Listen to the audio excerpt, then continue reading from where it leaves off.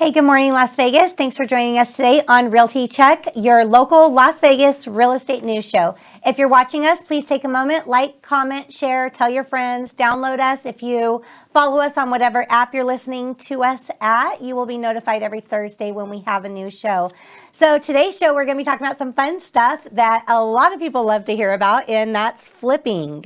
Flipping Vegas, but not flipping Vegas like you're seeing on TV. So we got real life stories here. They're not Hollywood dramatized, and we get to hear about what really happens behind the scenes. So our guest, we have Jay Mirando with us from Beautiful Investments LLC. Jay, tell us a little bit about yourself. So Jay Mirando, I've been flipping since 2017, been a realtor since 2015, been investing in Vegas since 2011. And then, realtor at Signature Real Estate Group, own part of Signature Real Estate Group Utah, and then owner Beautiful Investments LLC. Okay, wonderful. So you were actually doing real estate investing before you got into flipping. Or, Yeah. I'm sorry, before you got into real estate, before you got a real estate license. Yeah. Okay, good. So I didn't know that. Sometimes people will be in real estate and they'll be like, hey, there's opportunity here. Let me get started on this. So this was something you were working on prior. Yeah, I came from Connecticut and Rhode Island. I moved out here and then just bought everything I could. But then traditional lenders told me after those first two houses, I couldn't buy anymore. My debt to income ratios were too high. I need my rentals to stay for a little bit longer before they could count it on my taxes so I could buy more. If I knew what I knew now, I could have bought 30 houses a year back then. But I didn't know about non-traditional financing, private money, all that stuff. So I just bought two houses, sat on it for a few years. It worked out pretty well. But that's what got me the start in flipping, because when you cash out of those, you cash out more than double in just 4 years. Yeah, most definitely. Starting off, before we get started, I have so many questions for you, but before we get started in that, every week I like to report what's going on in the market. And right now in Las Vegas, we single family inventory just tracked in Las Vegas, Henderson. We don't include condos or townhouses, and we're not including Pahrump in these stats, but we are at 2753. Single family homes on the market. Over the last 7 days, 467 price reductions. So we're certainly seeing a shift. Historically, that's low, but right now that seems high. Yeah. Compared to 4 months ago, that seems high. Exactly. And we were just talking about that. And one thing you said is this Amazon, this Amazon life that we're in now. Yeah. Everything's instant. Everybody has instant gratification. So historically, they say anything over 6,500 is a buyer's market. However, our lives have changed, our expectations have changed, the way people shop, the way people purchase have certainly changed. And I think it's interesting and actually... And for me personally, so when I list houses, I'm listing my own houses 95% of the time. Once in a while I'll take other clients, but 95% of the time it's my own house. When I list my own house and I don't get an offer within 2 weeks, I get nervous. Why does nobody want my house? Right. After 1 month, I'm like, oh my God, what is wrong? Is there a smell? Do I have to slash the price? Do I have to whatever? Yeah. I get nervous after 30 days. So once houses start being on market for like 3 months or 2 months, people, they need to sell, Right. And then they think, when they get the buyer, they think, when's the next one going to come along if it took 3 months for this one? Absolutely. Do you think that we might be in more of a this day, this lifestyle, more of the market shift from buyer to seller once we hit over 4,000? A little bit more. 4,000 is still like pretty even keeled. Yeah. In terms of Las Vegas. You shouldn't have ugly houses hit the market and then have multiple offers. For a flipped home, what's supposed to be is the houses that are good looking get multiple offers, but the house that has weird showing instructions, you can only show Thursday and Friday between 5 p.m. and 7 p.m., and it smells like dog, and you have all their kids' stuff on the floor. And don't let the cat out. That's not supposed to sell at all ever. Right. They're supposed to call me and say, Jay, can you take this listing off my hand? Just buy it cash. And then I buy it cash, clean it out, and put it back on market. Right. You shouldn't have the ugly houses have ugly multiple offers. Yeah, I agree. We've been in a time over the last year where people are just saying to offer on any house that someone might say yes. Like, it doesn't matter. And the things that have been selling and what they've been selling for has been kind of insane. And the few times I represent others, we set a market comp in an area that clearly needed new paint and new carpet. Right. Their pet clearly ripped up the carpet, And we sold like 15,000 over all the rest of the comps. Right. Multiple offers. Yeah. Yeah, and your flips are beautiful, by the way. Thank you. Yes, you Thank do you. a very good job on them. Every time I've seen them, and I've seen them often, many times. I show your homes all the time, Yep. and they're always beautiful. I appreciate that. Yes. So, what are your biggest challenges in flipping homes when you're doing what you do? What is the biggest challenges you run into? The biggest challenges is the money. So, I mean, right now, average home price is $436,000. If you put 10% down on that, that's $43,000 that you need. And then other closing costs, you get hit with all these points when you use hard money loans. So I have a line of credit, but still regarded as hard money loan. I have upfront costs. So at least $43,000 right there. When COVID happened, we had to put 20% down on everything because all the banks got scared. So they reduced how much exposure they wanted to the loans. So even if you're talking about 20% down on a $300,000 house, that's $60,000. I sold off a lot of my houses, but I was working with like 11, 12 flips at a time just literally last month. And right now I have 7 flips going on. But if your average flip is $450,000, if you got 10% down on each one of those, That's a lot of cash. you got at least $450,000 out. But when you're putting 20% down, it's close to $1 million. And then when you're putting in your own renovation costs of like, let's say $40,000 each one, that's an extra $400,000 between all those houses. On top of, my monthly payments for mortgages is usually around $30,000. Wow. So these costs add up a lot. And when you're someone like myself who doesn't have rich parents, it's hard to, you have to earn your way up.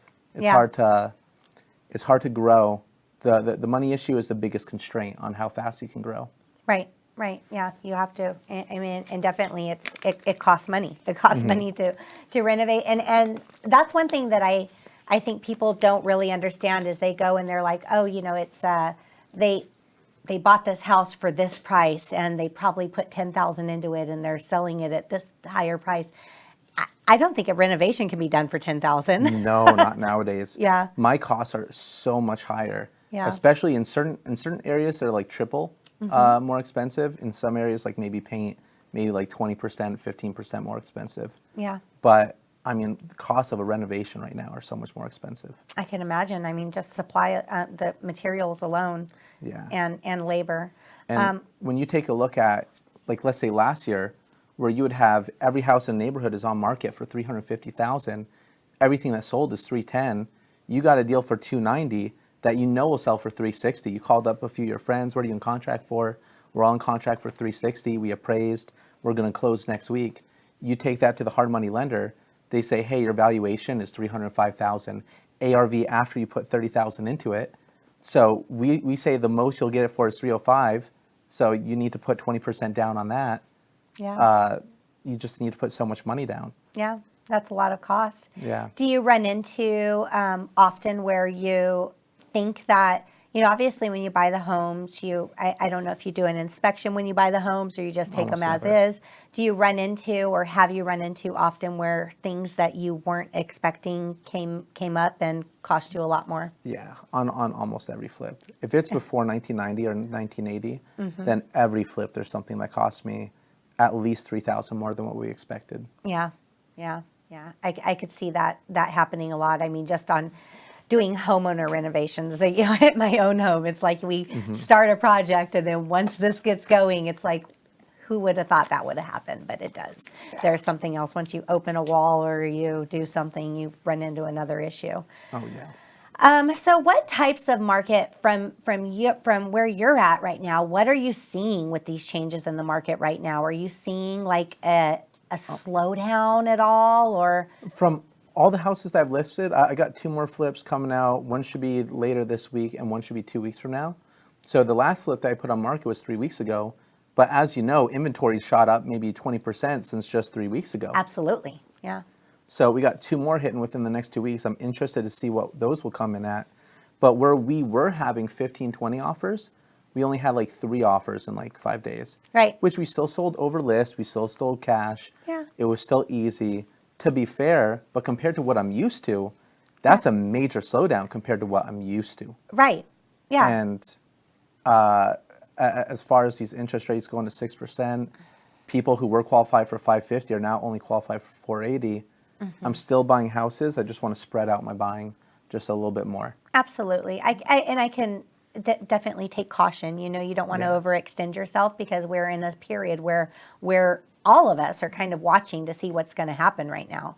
There is, I despise the news reports. Yeah.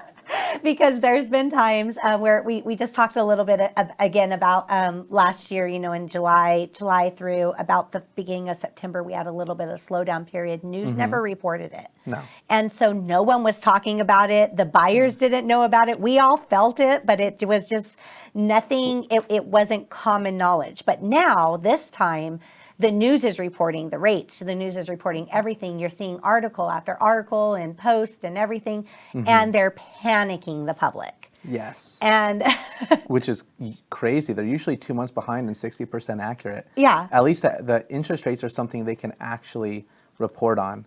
But as far as sales, the sales aren't going to match the change in the market because sales are a lagging indicator. First, you get qualified for the mortgage.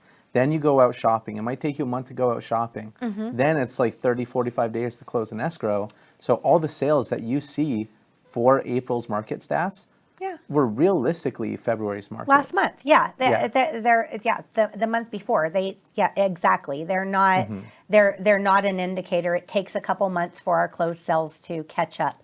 They're reporting it because everybody is, and that's what, you know, I mean, great, scary headlines sell. Inflation's a big deal. It's a big deal. It's a scary, scary deal right now. Yeah. And they're talking about 8.5% inflation, but 40% of all the money in the money supply was printed within 18 months after COVID started. Yes. So if they printed 40% of money within 18 months after COVID, and we have 8.5% inflation, where did the inflation come in? And that is asset inflation. Houses, cars, gold, Bitcoin. Even Bitcoin's going down. But within the houses, the stock market, and all those other assets, you see the assets going up like crazy. Used cars are going up like crazy. Yes. And they don't take into account the price of a house within the CPI index. Rent, but not the house. Right. And that's where we're getting this 40% inflation. Yeah, absolutely. And it's interesting. You used to be able to, or used to buy a car and it'd depreciate the minute you drove it off the lot. And now used car prices. I had my old car that, you know, I was done driving, so I had a teenage kid. I gave it to the kid, you know, and that car's worth more now than it was a few years ago. And I'm like, since when do cars appreciate? Like, that's insane. Cars 1 year old and 2 years old are selling for the same price as new. Exactly. Because people want new, they can't get it, and they're taking the second best option. Yeah, it's insane. It's a weird world we're living in right now. Absolutely. So with rising interest rates, and again, I think that buyer demand is it's still there. Houses are still selling within a week or two. That's not. I don't think we're in any spot where houses are not selling unless the ugly house. The ugly house is not selling anymore. Good. And it's not supposed to. Yeah. It's just not supposed to work like that. Yeah. And when I make my investments, I plan it I'm looking at the market 3 or 4 months out. So, you know, take maybe 45 days for the renovation, maybe a month to be on market, even though lately that's not true, and then 45 days to close. So I'm looking at the market 3 to 4 months out. 3 to 4 months from now, I think it'll be way slower. So that's why it's not like I'm not buying. I'm just not betting on crazy appreciation to where all the sales right now are at like 400,000, and I'm saying I could definitely sell this for 440. Yeah. A few of the homes that we have in escrow at the moment right now, everything over the last few months, haven't worried about appraisals. I mean, they come in low if the buyers are offering like tremendously over, but usually list price, we can always at least appraise at list price. The appraisers have caught up with the appreciation and the demand. So now I'm curious, as you know, we are our listings that are in escrow, we're waiting on appraisals to see what happens. I am curious to see what appraisers are going to start doing. Are we going to start seeing those low appraisals again? Because some appraisers think that they're saving the next bubble. They're Right. saving the next thing. They do. It's my job to not let this appraise for that. Yes. So you get a superhero appraiser who's going to kill the deal. Yeah. I'm interested. Yeah. Mine have came in really high. Yeah. And I mean, insanely high to where we didn't even expect it. I've had that happen a lot too over the last few months where it's like, and I tell the sellers, yeah, oh, it'll never appraise at that. Then we have to Yeah. have the buyer offer the difference and commit to the difference. And we get that in the contract. And then the appraisal comes in, the buyer didn't have to, actually pay that out of pocket that they agreed to because the appraisal came in. And I'm just like, how did that happen? Yeah. Like, what? Okay. We would only accept somebody who waived appraisal. We Yeah. listed this one house just 4 weeks ago or 5 weeks ago. We only accepted waiving appraisal. We listed it at 470, 475, closed it at 521,800. It appraised at 522. There was nothing to justify this. Yeah. Yeah. Nothing to justify it. There's been times where I've looked at the report and I'm like, how did this happen? But again, the appraisers, I agree with it though, because buyer demand, market demand, buyer demand does create value. And that, it should be justified. Was that for a really good house, or was that for a house that needed work? Really good houses. I mean, the houses that need work still haven't been like crazy above, but some of them are appraising where it just doesn't make sense. Everything I list is a flipped house. So when I get above market value, I'm like, of course, it's fully You renovated. should, yeah. I see some houses to where I'm like, why did I even put money into this? The house with the tan walls and like the roughed up carpet and everything just screams 2005. And that one sold for, above all 30,000 above the comps also. Yeah. Does that upset you when you see something like that, like a model match to your house? Yours is completely renovated, has everything put into it. The model matching, you're just like, how did that come in at the same price? That's crazy. Furious. There's some flippers who are so on their high horse. They say, we only do full renovations. We don't paint carpet. We don't paint cabinets. We don't do any of that. We do full renovations. That's why we set market prices. That house set a market price.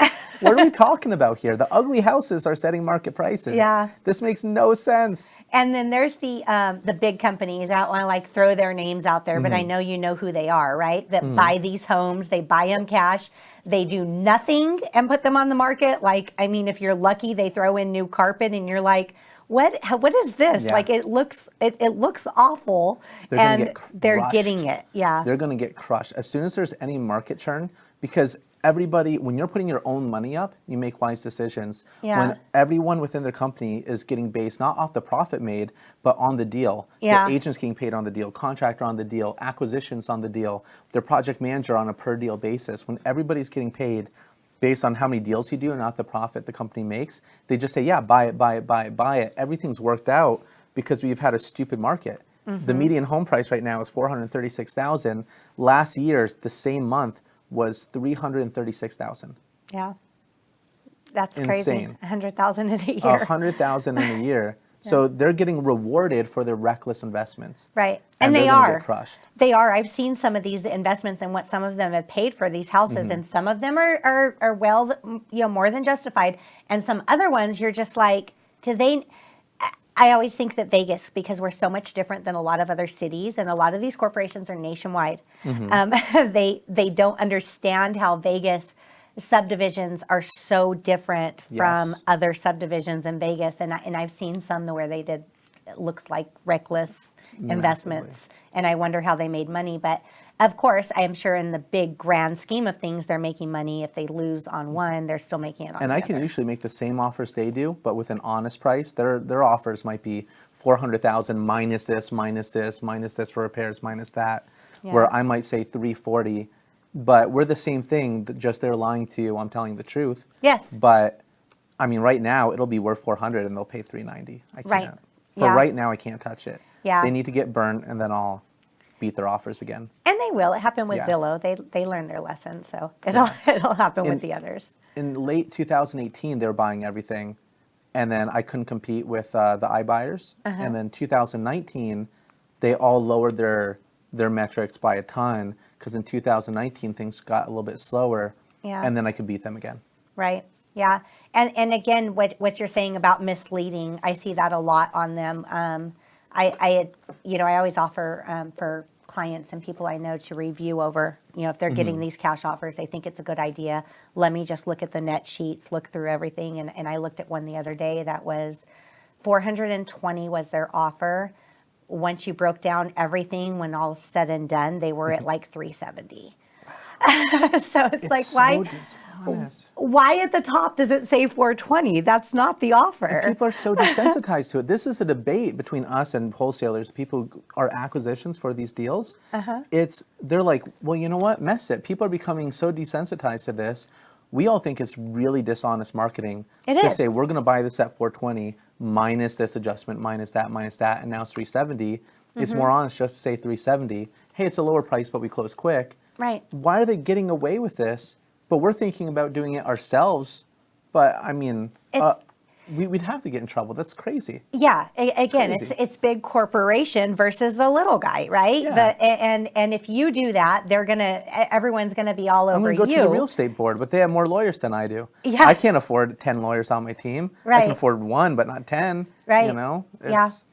Yeah, no, How are they I beating agree. this? I prefer if dealing with that, prefer dealing with the local person that's actually going to have a, go in with integrity and actually back what they say. Yeah. Or, I mean, during they do their inspection, their 10 calendar days or not calendar day, business days, for their inspections, and then they come in the 10th business day, which is like 2.5 weeks out, and they're and then give you a $20,000 price reduction. And that's their whole deal. That's what they a part do. of their model. It is their It's model. literally not a deal Yeah. unless they get the haircut. But you're already counting your money. You're already planning your trip to Hawaii. Yeah. Okay, that 370 is hitting the bank next week. Everything's And moved, then- packed. Yeah. 7 days away from moving, 5 days away from moving. Now they're like, oh, we need it for this. And you just kind of say, I'm done with the house. I'm done being stressed out. And they get away with it because people are done with being stressed out. Yeah. Yeah. No, it's not. It's definitely not a good model. So when you're looking for homes to flip, to renovate, to work on, what is your ideal home? Like, what is the best home that you would say would be a good purchase to flip? I love, even more than the homes that are higher profits in less desirable areas, I love the house that I just know I'm not going to get broken into. So just a decent area, and then do some basic renovations that might be a full renovation to somebody else, but it's very basic to us. And we can get in and out of there within 40 days, and it's just predictable. Yeah. I've hated how unpredictable this market has been. I love a market that's more even keel because we know we're buying it at this amount, we know we'll put this much into it, and we know we'll probably sell at this amount. Right. I don't want to bet on appreciation. It's Yeah. so reckless to me. Yeah. But I would rather have lower profits and not get broken into, because that's the source of all my stress, than have some of my more profitable things on the less desirable sides of town. So broken into, that you got to run across that issue a lot with squatters. Yeah.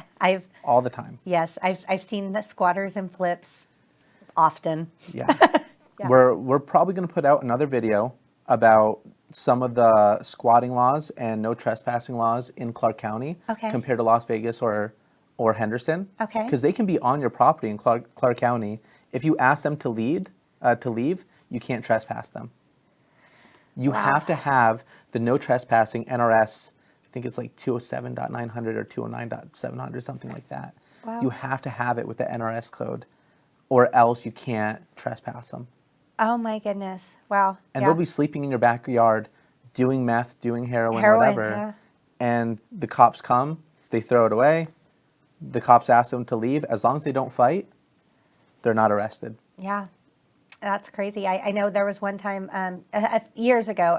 Definitely the problem was worse a few years ago than it is now. Way worse. Seems like it's getting a little bit better, but still, I can see that's an issue. I mean, who would want to get that call in the middle of the night? But I was with the buyer and we were looking at a house, beautiful. Everything in the house was just gorgeous, and there was a detached garage outside, and there were like needles everywhere. It was Oh, my awful. God. It was like, in the agent, I felt so bad for him. It was like 7:00 at night. I had to call him and tell him, and he, drop everything, come down there to take care of the situation, and that's got to be stressful. Well, it's stressful going there at 2 a.m. And in some of these parts of town, it takes cops an hour, 2 hours to get there. And then I'm not going to wait sometimes. So, Yeah. you're going in, you don't have any help. It's a little dangerous. Yeah, most definitely. And it's stressful. Because then as soon as you get that alert, the same alert that you get for like an Instagram message or anything like that, that's the message for Simply Safe. So when I get that Simply Safe message at like 1 a.m., 2 a.m., you just fill up with anxiety. You got to drive down there. And what take are you care of dealing it. with? Yeah. Yeah. Yeah, that's gotta suck.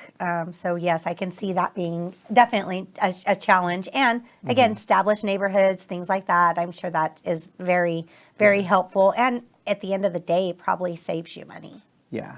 Saves me money, saves me stress. And then I could do way more flips in easier areas than I can the more difficult flips. Yeah, yeah. Do you have any funny stories on flips or anything that you've had We or your just kicked favorite? out we kicked out a tenant finally. We tried to kick out multiple times, but in COVID he kept on doing this regulation and sending this to the court and whatever. And then when we kicked him out again, we went all the way to court. Judge said, "When are you going to leave?" He finally left on that date now that the judge told him he had to leave. And then he pooped right on the floor What? to show that he was unsatisfied with leaving. He was so mad. He left us a little present. Who are these people? Oh my gosh. But my contractor has to clean it up, so it's not me. So I don't even care. I think it's hilarious. Oh my gosh, that's But my awful. contractor was really grossed out. I would be grossed out too. Oh my Yeah. gosh, that's horrible. Oh, that's wow. I have other stories, and they're maybe a little bit too vulgar on any other aspect. But Wow. Yeah, people are crazy. Yeah. Like insane. I had back in, when I had first started in real estate and, I'm showing houses or whatever, I had ran into just like Squatterville people, like that had, and you know what? it was way more common back then. And the rental scams, rent to own, $800 a month. Water's included, electricity's included, Wi-Fi's included. You Yeah. really believe that? Yeah, you show up, they have the house all decorated and everything, Yeah. and you're like, this house is for sale. And they're like, no, I just rented it. And I'm like, no, you didn't. Sorry. The first listing I ever had got scammed in that. Really? Yeah. Oh, that's awful. Yeah, and they like were, well, Craigslist. I stopped marketing my listings on Craigslist. I don't know if anybody still does, but like I used to market my listings on Craigslist, and now I'm like, no way. That place Craigslist and was. Facebook Marketplace. I got so many weirdos to where, like, if I meet this person at the property, I'm pretty sure I'm getting jumped. Like, you need to bring security with you. Because these people are weird. Their profiles are weird. Everything's weird. Yeah, most definitely. There's certainly creepers out there. Yeah, and it was just like, I told my sellers after a while, I was like, there's some places that aren't worth marketing. It's not going to do you any good. I don't put signs in like most of the areas because I feel like that caused a lot of break-ins a few years ago. Yeah. So now I only put in signs in like 55 plus communities and that's it. Okay, that makes sense. Yeah, I mean, when they're occupied, I mean, the retail side, it sometimes it's good, sometimes it's not. The sign calls aren't what they used to be, anyways. Before you would, having a sign in the yard would actually bring a buyer, and now, with all the, you can find just type in the address anywhere, and you get all the information you need. 55 plus communities. Anyone under 50 or 60 is just going to Google it and then call you. Right. Nobody's going to call off of a sign anymore. Yeah, no, they don't. It's ancient. When I first started, it was a big deal, and then now it's not. Yeah. And put your fax number on the sign. Right. I don't even know how to use a fax. I don't either. The thing that interests me also about squatters, or just kind of blows my mind, is how like quickly they can move in so much crap. Have you noticed that? Like, it's so, I've seen that where it's like, I looked at, one time I had looked at a house one day, it was empty, walked through with the buyer, we went back the second day for another showing, and there's piles of clothes, and I'm like, what are the clothes for? One of the things we started doing just within the last year is as soon as we buy the property, we fully gut it. So even if the contractors are busy, because there's been a lot of issues finding contractors in this past year, even the contractors aren't going to get to it until next month or 2 months from now. I have a demo crew demo out every single cabinet, every toilet, every shower, every bathroom, everything, so that if a squatter goes in, then the police find them. Even if they stayed there for 2 days, the police obviously know that they're squatting. Yeah. To where if there's, showers and toilets and cabinets and all that, the police might say, oh, this is their home, and then you have to evict them. When it's completely clear, you obviously don't live here. Right. It's so insane that you have to evict someone that is in your property when they're not supposed to be. That's. If you want a funny story, we had I went into one of my properties with my electrician, And then I kind of hear something, so I open the door.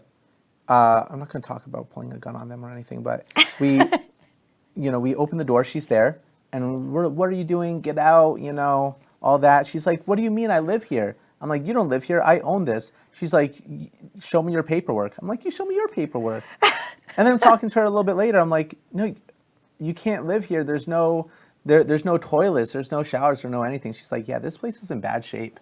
I'm like, what? Are you going to make a complaint to me now?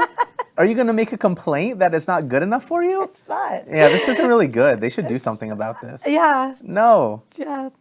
Yeah.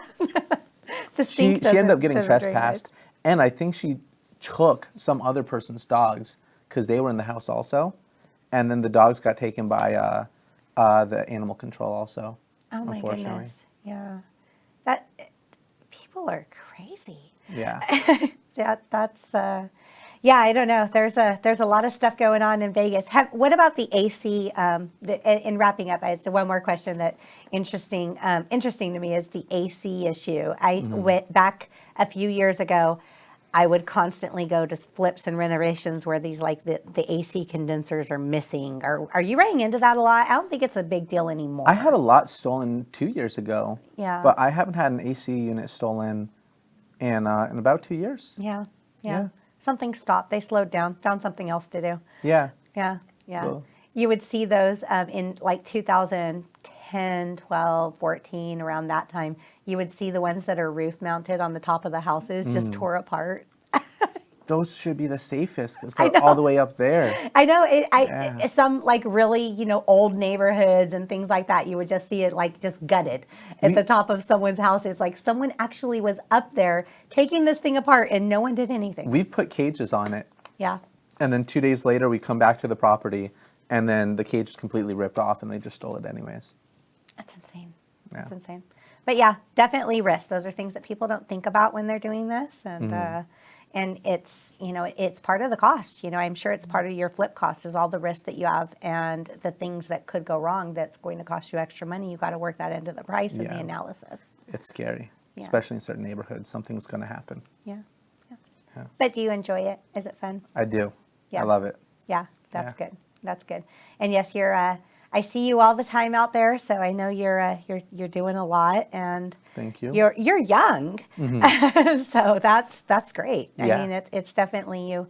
Don't waste any time. Nope. Don't want to waste any time. Yeah. Jay, do you have anything to say in closing or anything that Yeah. So I'm not really value right now, but when the market does churn and cool off a little bit, and you have an ugly house and you need a cash buyer, I buy houses cash.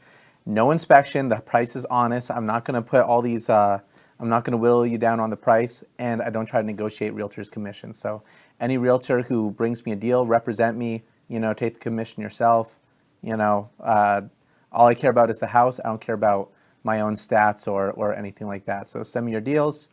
Love to close on them right away. In a few more months, this will be very valuable to have me on your team. Yes, and you want to work with someone you could trust, right? So definitely, I would recommend Jay. I've done deals with Jay. He's on the up and up. He keeps things clear and honest, and I appreciate that because no one likes to get in a deal with a shady person. Yes, I never ask for a haircut after I get into contract. Yeah, no, definitely honest and things work out. So I would recommend call Jay. Jay, how do people reach you? 702-786-9457. Email is MirandoTeam@gmail.com. So just text me or email me any deal that you have, preferably just text me. And if you want to see what I'm doing, just check out @VegasFlipperJ on Instagram. All right. Well, thank you. And you guys know how to reach me, Trish Williams, at realtycheck.com or realtycheck.vegas. Sorry, I forgot my own website. 702-308-2878. And you guys can reach out to me, call me, email, text, whatever you need to do to get a hold of me. And if you guys have questions that you want answered live on the show, you can email them to me at trishwilliamsteam@gmail.com or comment on anywhere where you're watching, and we'll answer your questions live here on the show. And thank you for tuning in. See you next Thursday.